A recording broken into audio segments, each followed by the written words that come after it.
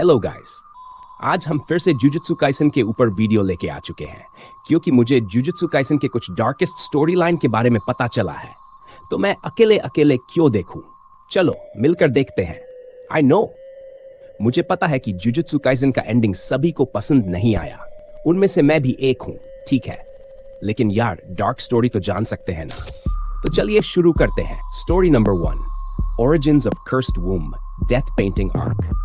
कर्स womb की कहानी jujutsu Kaisen की सबसे डिस्टर्बिंग स्टोरी लाइन में से एक है क्योंकि कर्स वूम को खंजाकू ने बनाया था। जुजुत्सु काइसन के ज्यादातर डार्क प्लॉट्स इसी से जुड़े हुए हैं। डेथ पेंटिंग्स को भी खंजाकू ने ही बनाया था, जरूरत पड़ने पर अपने प्लान में शामिल करने के लिए। सैकड़ों साल पहले खंजाकू नोरितोशी कामो के शरीर में मौजूद था। तब उसने एक ऐसी महिला को चुना जिसने हाफ कर्स और हाफ ह्यूमन हाइब्रिड बच्चों को जन्म दिया था, और फिर खंजाकू ने उसे 9 कर्स्ड वुम्स को धारण करने के लिए मजबूर किया। ये 9 कर्स्ड वुम्स आगे चलकर डेथ पेंटिंग्स बने।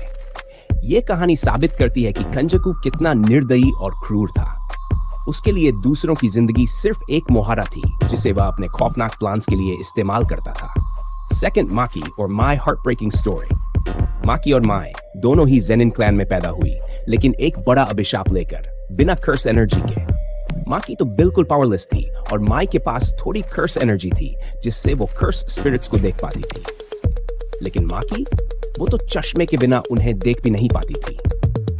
जेनिन क्लैन ने इन दोनों को हमेशा नकारा, उन्हें हिकारत भरी नजरों से देखा। इस बेइज्जती और तिरस्कार ने उनके दिल में नाराजगी और बदले की आग भर दी। परफेक्ट प्रिपरेशन आर्क में उन्हें मौका मिला अपना गुस्सा निकालने का। माकी और माई ने जेनिन क्लैन को तहस नहस कर दिया, जो उनकी बर्बादी की वजह बना। तीसरा है खंजाकू मर्जर आर्क। इवोल्यूशन की एक न्यू स्टेज शुरू करने के लिए ह्यूमन के साथ टेंगन को मार्च करना खंजाकू का सैकड़ों साल पुराना प्लान था, लेकिन लास्ट में ए प्लान सक्सेस नहीं हो पाया। मर्जर एक्टिव करने के लिए खंजाकू ने सब कुछ किया, गेटो की बॉडी चुराने से लेकर खलिंग गेम शुरू करना, गोजो को प्रिज्म रेल में ट्रैप करना। यार, सब कुछ करके देख लिया। बेसिकली खंजाकू का अल्टीमेट प्लान ही था मर्जर को एक्टिव करना। यहां तक कि वो खुद भी नहीं जानता था मर्जर क्या कर सकता है। एक बात तो क्लियर थी, मर्जर एक्टिव होता तो वो पूरे ह्यूमन रेस को खत्म कर देता, जैसा कि हमें राइटर ने बताया था। चौथा स्टोरी है सुगुरु गेतो, सतोरु गोजो का बेस्ट फ्रेंड और एक स्पेशल ग्रेट जुजुत्सु सॉर्सरर।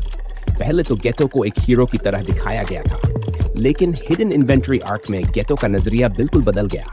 वो जुजुत्सु सोसाइटी के ऊपर सवाल उठाने लगा और साधारण इंसानों को खत्म करके वो ऐसी सोसाइटी बनाना चाहता था जिसमें सिर्फ जुजुत्सु सॉर्सरर्स ही जिंदा रह सके। बेसिकली वो आम इंसानों को दुनिया से पूरी तरह से खत्म करना चाहता था, लेकिन गोजो उसे ऐसा करने नहीं देता, तो गेतो जुजुत्सु सोसाइटी छोड़ देता है।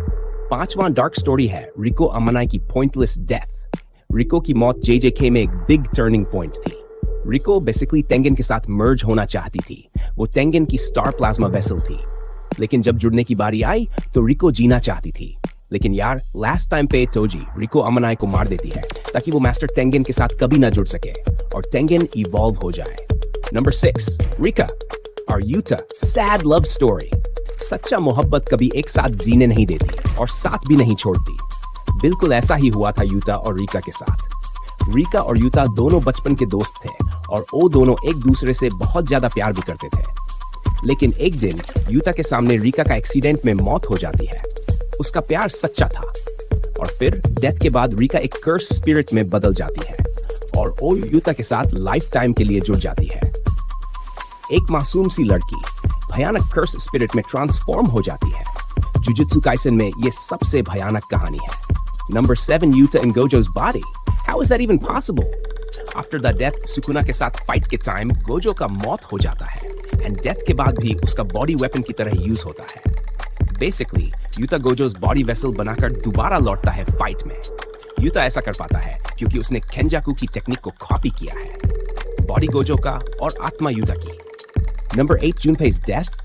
जुनपे यूजी का दोस्त था और जब उसने जुजुत्सु सोसाइटी ज्वाइन करने की कोशिश की तो माहितो ने उसे कितनी दर्दनाक तरीकों से मारा।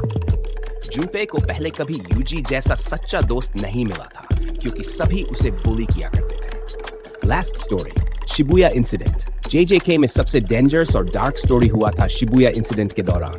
पहले तो गोजो को प्रिज्म रेल में ट्रैप कर दिया, फिर हमारे फेवरेट नानामी सर को मार डाला, एंड सुकुना ने यूजी के बॉडी को यूज करके जापान के मैप से शिबुया को ही मिटा दिया। शिबुया इंसिडेंट सुकुना की पावर का एक छोटा सा नमूना था, लेकिन अच्छा हुआ कि सुकुना यूजी को पूरी तरह से कंट्रोल नहीं कर पाता, वरना तुम सोच भी नहीं सकते वो क्या क्या कर सकता था, जो उसने किया भी है मेगुमी के बॉडी में। एक काम है जो तुम कर सकते हो, चैनल को सब्सक्राइब करो और वीडियो को लाइक करो। आज के लिए बस खत्म हो गया।